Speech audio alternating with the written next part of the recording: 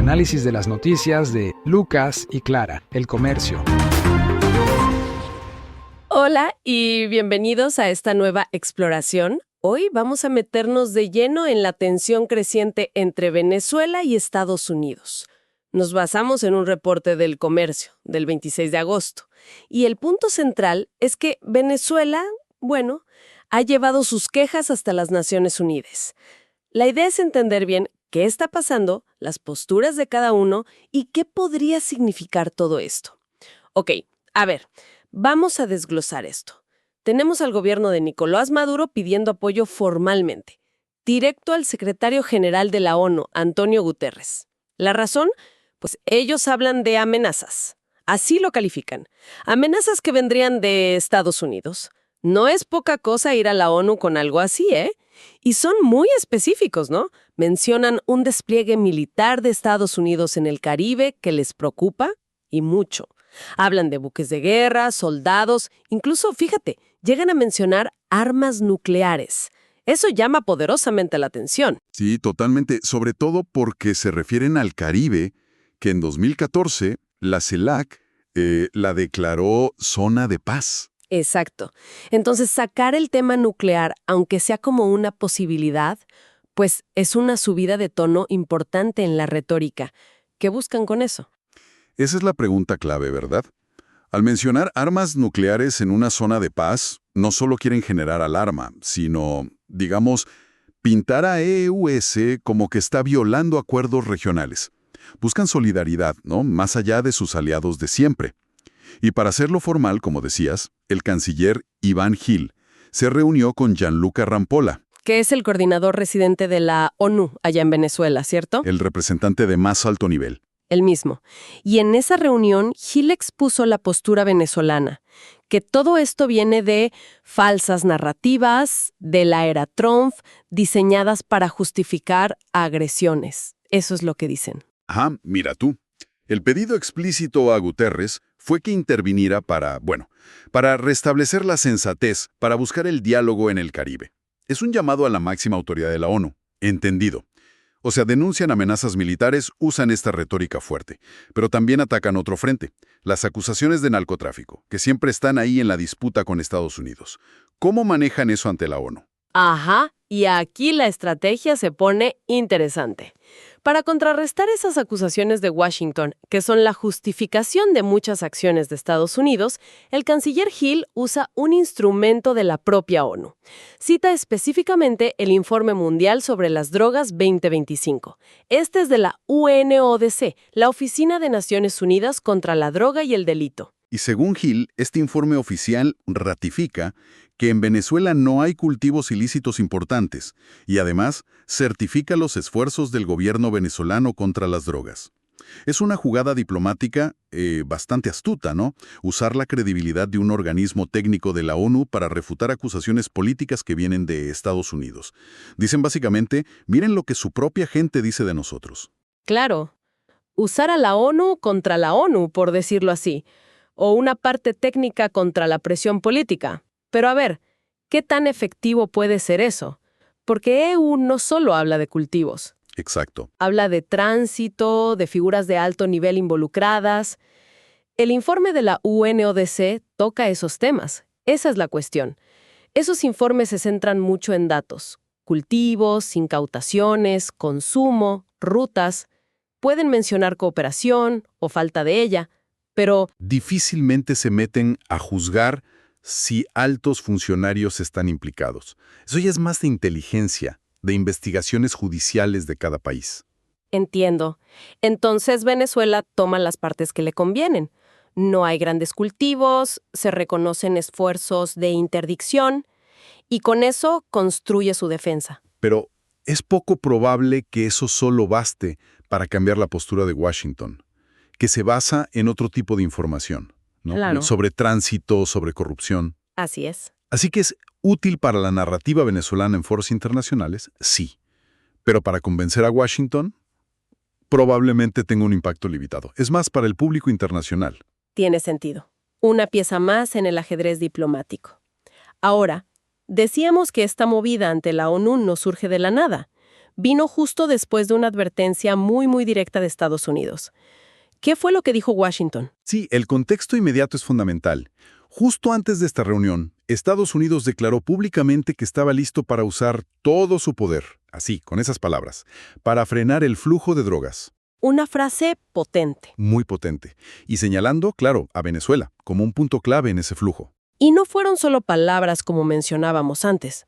Hubo acciones militares visibles. Exacto. Despliegue de buques de la Armada, de la Guardia Costera, aviones de vigilancia, todo en aguas del Caribe cercanas a Venezuela. Una demostración de fuerza naval clara. Y al mismo tiempo, el Departamento de Estado hizo algo. Bueno, casi sin precedentes por la magnitud. Duplicó la recompensa por Maduro. $50 millones. 50 millones. Es impactante. Va mucho más allá de lo habitual.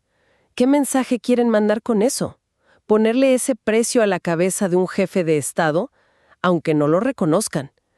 ¿Y cuál es la base legal? La cifra es astronómica, diseñada para un impacto psicológico y político brutal. La justificación formal de EU es que Maduro y otros funcionarios venezolanos tienen acusaciones formales del Departamento de Justicia. Por narcotráfico y narcoterrorismo, ¿no? Exacto. Desde su perspectiva legal, eso les daría base para buscar su captura. Pero el mensaje político es múltiple.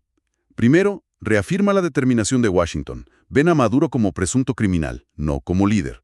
Segundo, busca crear fisuras internas allá, tentar a posibles desertores con esa suma, que cambia la vida. Tercero, es una señal para la región y el mundo. EU se toma muy en serio estas acusaciones. Una presión extrema, entonces. Sí, roza la intervención directa, y eso, claro, genera mucha controversia.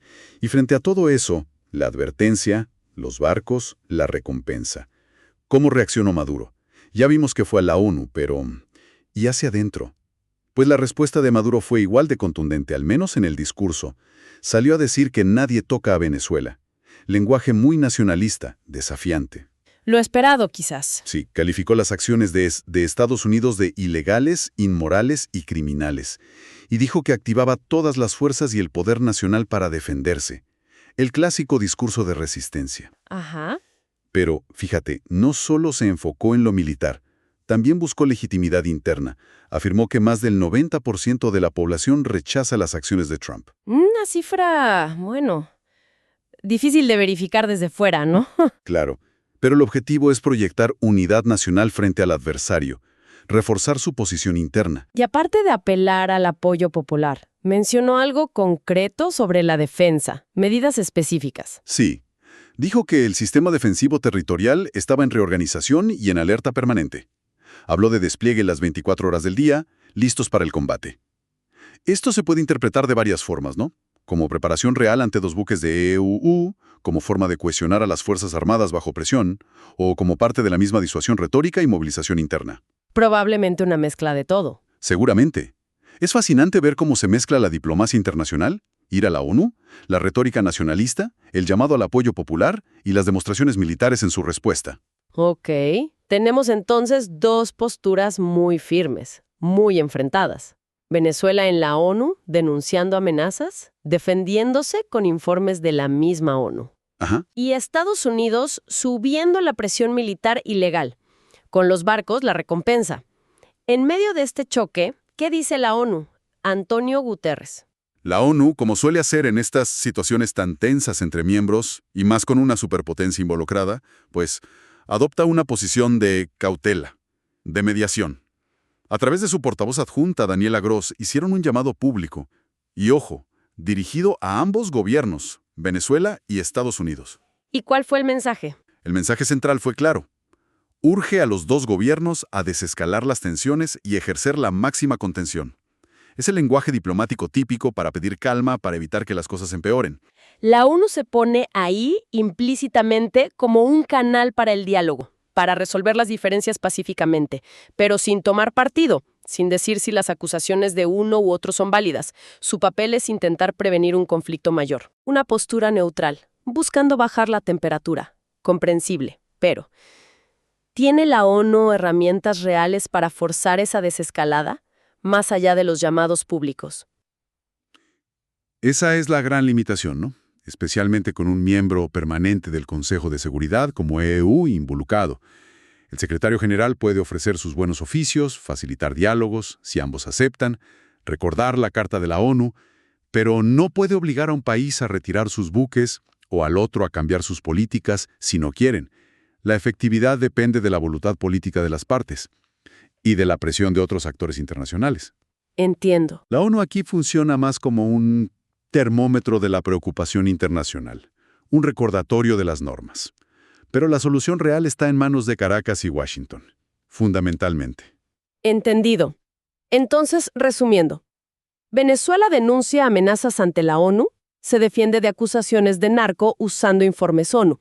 Estados Unidos responde con más presión militar y legal, y la ONU pide calma a ambos. Un escenario Muy complejo. complejísimo. Y nos deja con una pregunta de fondo, ¿no?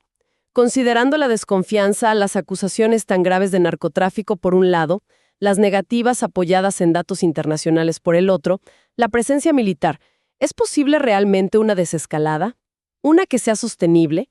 Sin abordar de frente esas acusaciones fundamentales, sin verificar hechos de forma creíble para ambos, ¿o estamos simplemente ante un diálogo de sordos, donde cada uno sigue con su narrativa, con sus demostraciones de fuerza, y la tensión solo sigue subiendo? ¿Puede la diplomacia ganar cuando las acciones parecen gritar más fuerte? Esa es, sin duda, la gran pregunta que queda flotando.